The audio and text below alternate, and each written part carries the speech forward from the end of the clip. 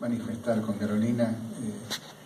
A nosotros, con Jorge, cuando vimos este material el año pasado, la verdad que quedamos realmente muy conmovidos por todo el desarrollo, inclusive la dificultad que tuvo en la producción. Así que ya no digo más y eventualmente, si alguien quiere preguntar o manifestar algo, está abierto.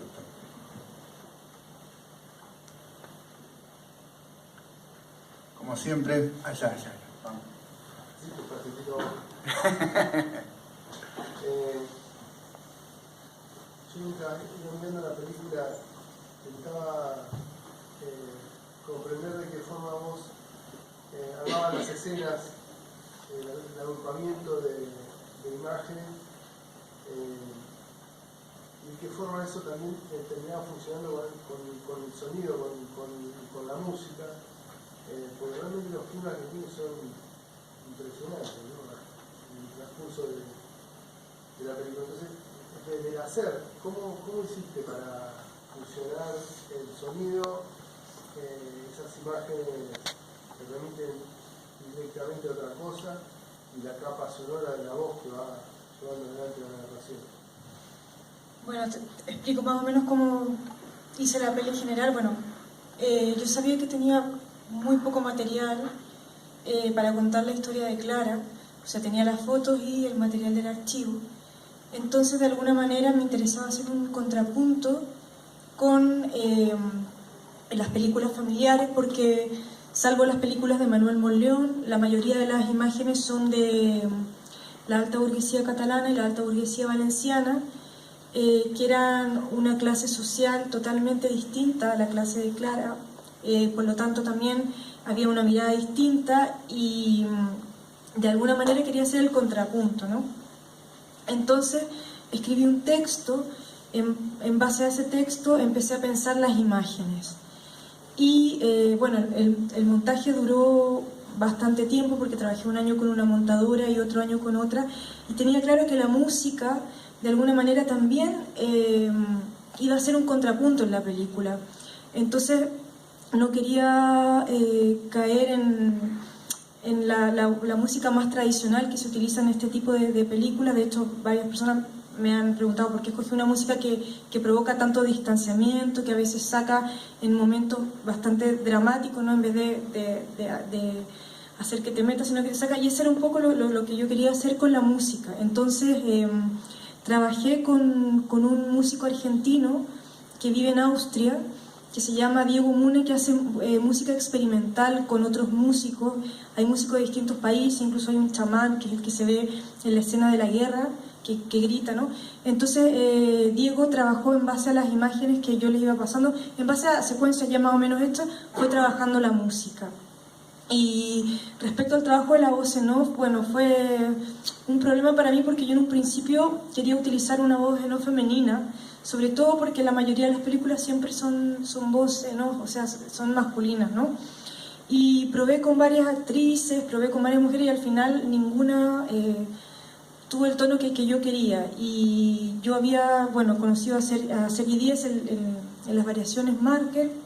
Me había gustado mucho su voz y coincidencialmente lo conocí porque Isa Campos es una de las editoras de guión, y a Sergi, bueno, le mostré el texto y le encantó y me pidió hacer la voz en off, y yo en un principio, claro, me rehusaba porque quería una mujer, y finalmente probamos, bueno, y la voz de Sergi también es una voz que de repente te saca, ¿no? Que de repente es como que también te produce un cierto distanciamiento, y en cambio la voz de María, que es una actriz, María Cáceres, la que hace la voz de Clara, es una voz que es mucho más cercana, es como que te fuese contando la historia al oído, ¿no? Entonces también de alguna manera quería que la voz de Sergi con la voz de Clara hicieran un cierto contrapunto, ¿no? Él como narrador, un poco más distanciado, que va contando la historia en tercera persona, y ella como más cercana, ¿no? Que va leyendo sus cartas y sus diarios.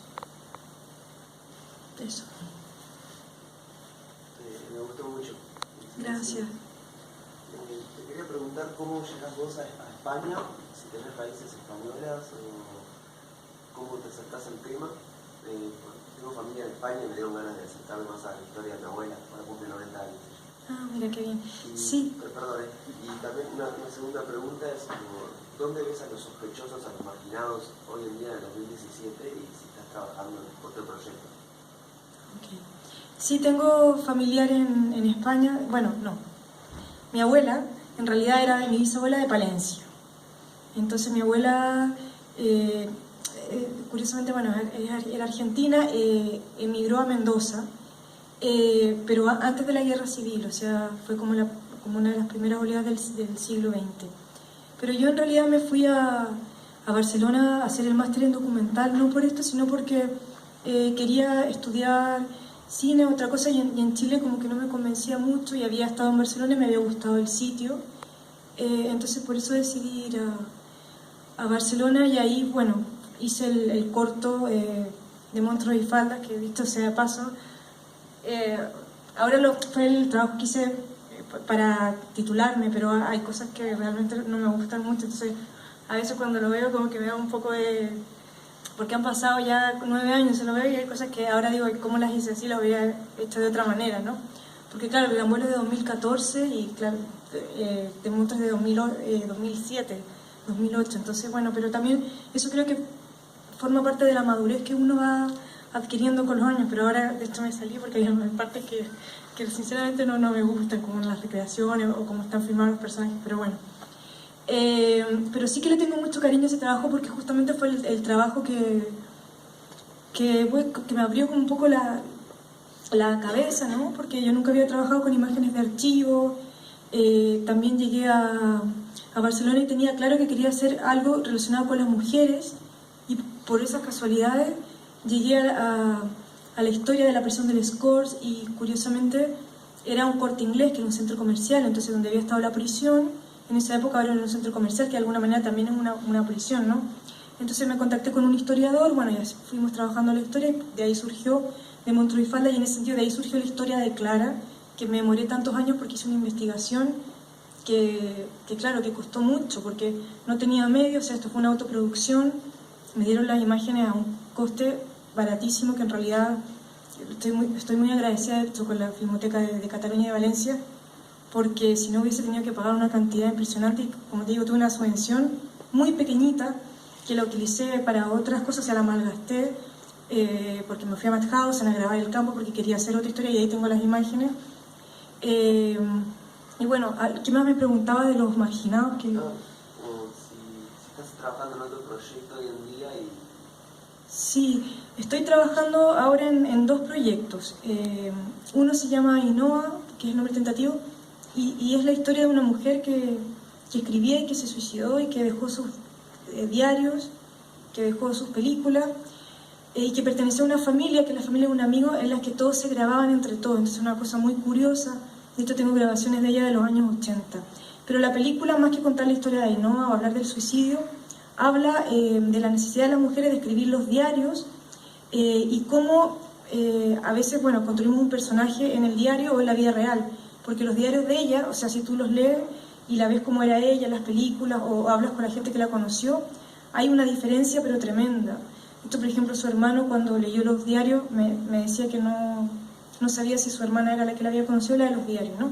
Entonces me estoy basando también en los diarios de algunas escritoras que se suicidaron, como Alejandra Pizarnik, bueno, también la Virginia Woolf, la Anne Sexton, la Sylvia Plath, pero me interesa también cómo estas mujeres, a pesar de que escribían muy bien en relación con Ainhoa, hablaban de ciertos temas que son como femeninos muy íntimos y que las mujeres siempre escribimos en los diarios, que en realidad son los mismos, independiente de la época, independiente de la clase social y eso. Y lo otro que estoy haciendo es una trilogía sobre el colonialismo en la Guinea Ecuatorial, y cómo, bueno, mucha de la obra de Gaudí se basó en dinero esclavista,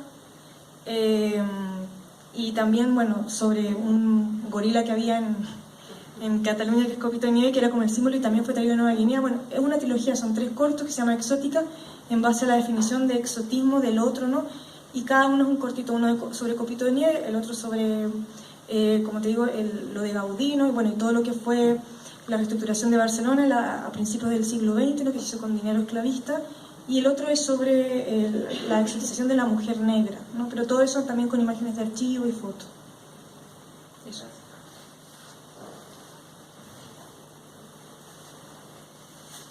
Bueno.